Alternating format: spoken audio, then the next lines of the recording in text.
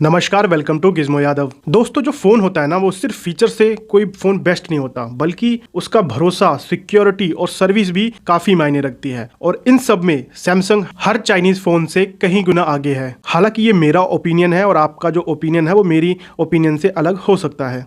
तो इस वीडियो में मैं ऐसे कुछ पॉइंट्स आपके साथ शेयर करूंगा जिसके बेसिस पे मुझे ये लगता है कि जो सैमसंग फ़ोन है वो बेटर है any other Chinese phone brand. और साथ में कुछ ऐसे पॉइंट्स भी जो कि एक तरीके से कह सकते हो नेगेटिव हैं सैमसंग फ़ोन के लिए, जिसे सैमसंग को सुधारने की जरूरत है। तो शुरुआत करते हैं हार्डवेयर लेवल से। तो सबसे पहले कंपेरिजन करते हैं जो स्पेक्स होता है सैमसंग और एनी अदर चाइनीज फोन उसमें। फॉर एग्जांपल हम ले लेते हैं डिस्प्ले का ही। अगर आपको सैमसंग में एमोलेड डिस्प्ले मिलती है और वही डिस्प्ले अगर आपको चाइनीज फोन में देखने को मिलती है, तो आप बिल्कुल क्लियरली देख पाएंगे दोनों में क्या डिफरेंस है। आपको जो कलर्स है, जो पिक्चर क्वालिटी है, जो सैमसंग में देखने को मिलती है, वो आपको चाइनीज स्मार्टफोन्स में देखने को नहीं मिलेगी। इसके अलावा अगर हम बात करें कैमरे की, तो चाइनीज फोन में आप देख पाएंगे कि आपको मिलेंगे 50 मेगापिक्सल कैमरा, 100 मेगापिक्सल कैमरा, पर जो उसकी क्वालिटी वो खींचता है वो कैमरा, और वहीं पर जो सैमसंग का फोन होगा अगर उसमें 32 मेगापिक्सल भी होगा तो वो जो फोटो खींचेगा उसमें आपको बहुत डिफरेंट नजर आएगा। जो सैमसंग के कैमरा वो खींचेगा वो आपको काफी अच्छी फोटोज कैप्चर करके देगा, क्योंकि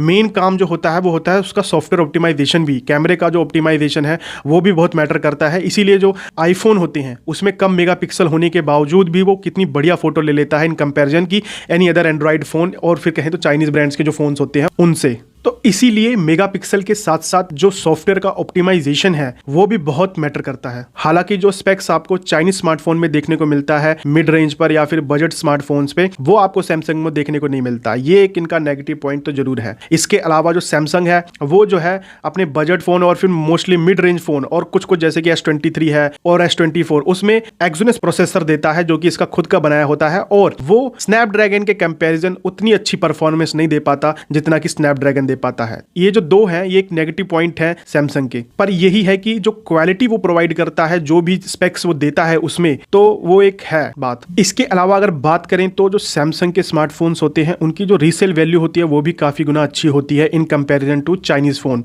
इवन आपने नोटिस भी किया होगा कि जो सैमसंग के 1 साल 2 साल 3 साल पुराने जो फोन होते हैं वो भी आपको मार्केट में बिकते हुए नजर आएंगे। वहीं पर जो चाइनीज स्मार्टफोन होते हैं उनकी उतनी वैल्यू नहीं होती जितनी कि सैमसंग की होती है। इसकी एक साफ वजह यही है कि जो इनकी बिल्ड क्वालिटी होती है वो ज़्यादा बढ़िया होती है other compare to Chinese smartphone brand.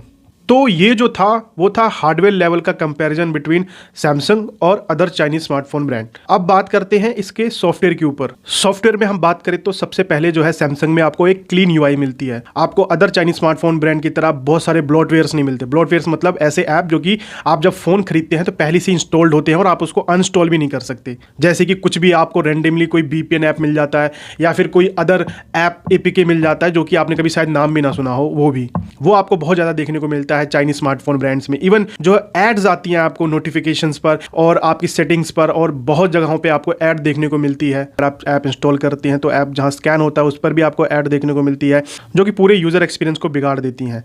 हालांकि जो ये एड्स होती हैं वो जो उनके बजट फोन होते हैं और मिड रेंज होते हैं उसमें आपको देखने को मिलता है, लेकिन जो सैमसंग के बजट और मिड रेंज होते हैं उसमें भी आपको एड्स और ये फालतू के ब्लॉटवेयर्स देखने को नहीं मिलते हैं। इवन जो सैमसंग के फोन होते हैं उसमें आपको कुछ माइक्रोसॉफ्ट के ऐप्स देखने को मिल जाते हैं, जैसे MS वर्ड हो गया और कुछ इनके खुद के ऐप जैसे कि गैलेक्सी स्टोर हो गया या फिर सैमसंग फ्री करके एक APK है जिसमें आपको टेलीविजन के कुछ चैनल्स वगैरह आपको देखने को मिलते हैं। तो वो हालांकि आप जो माइक्रोसॉफ्ट के APKs होते हैं उनको आप अनइंस्टॉल कर सकते हैं बहुत ही आसानी से। इसके अलावा आपको कहीं पे ऐड देखने को नहीं मिलती, क्योंकि ऐड से जो है पूरा यूजर एक्सपीरियंस खराब हो जाता है बिल्कुल। इसके अलावा अगर हम बात कर ले सॉफ्टवेयर अपडेट्स की, तो जो सैमसंग है उसमें आपको लॉन्ग टर्म सॉफ्टवेयर अपडेट की गारंटी मिलती है।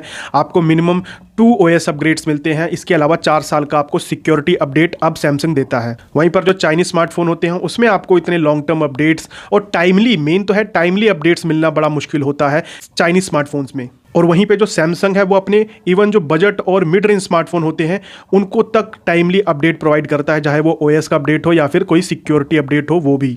इसके अलावा अब जो सैमसंग ने भी जो आईफोन से इंस्पायर होकर जो एक इकोसिस्टम क्रिएट कर लिया है कि मतलब अगर आप फोन पर कुछ यूज कर रहे हैं तो वो चाहें तो आप अपने जो भी टैबलेट है या फिर जो भी आपका लैपटॉप कंप्यूटर है उस पर सैमसंग का एक डेक्स ऐप आता है, उसकी मदद से आप उसको कहीं भी देख सकते हैं, यूज कर सकते हैं, तो कि एक प्रॉपर इंटीग्रेशन कर देता है आपके अदर डिवाइसेस में भी, जो कि अभी तक और चाइनीज स्मार्टफोन्स में देखने को नहीं मिलता। इसके अलावा आपको देखने को मिलता है एक स्विच करके फीचर सैमसंग फोन में। मतलब अगर आप कोई नया फोन लेते हैं सैमसंग का और आपके पास पुराना भी एक सैमसंग का फ़ोन था, तो उसमें से आप जो है एकदम फटाक से अपना पुराना डेटा अपने नए फ़ोन पर बिल्कुल ट्रांसफ़र कर सकते हैं स्विच फीचर की माध्यम से, जो कि अभी आपको कोई भी चाइनीज़ फ़ोन्स में ऐसा फीचर देखने को नहीं मिलता कि आप ईजिली अपना पुराना डेटा अपने नए फ़ोन पर आप ट्रांसफ़र कर पाएँ। तो दोस्तों, अगर हम सैमसंग और चाइनीज़ स्मार्टफोन्स को कंपेयर करें तो हमें कहीं गुना ज़्यादा अच्छी क्वालिटी देखने को मिलती है सैमसंग के स्मार्टफोन में इन कंपैरिजन की चाइनीज़ जो स्मार्टफोन्स हैं उनमें। हालांकि जो प्राइस रेंज पर जो चाइनीज़ स्मार्टफोन जो फीचर्स देते हैं वो सैमसंग आपको कई बार नहीं देता, लेकिन जो भी आपको वो स्पेसिफिकेशंस देते हैं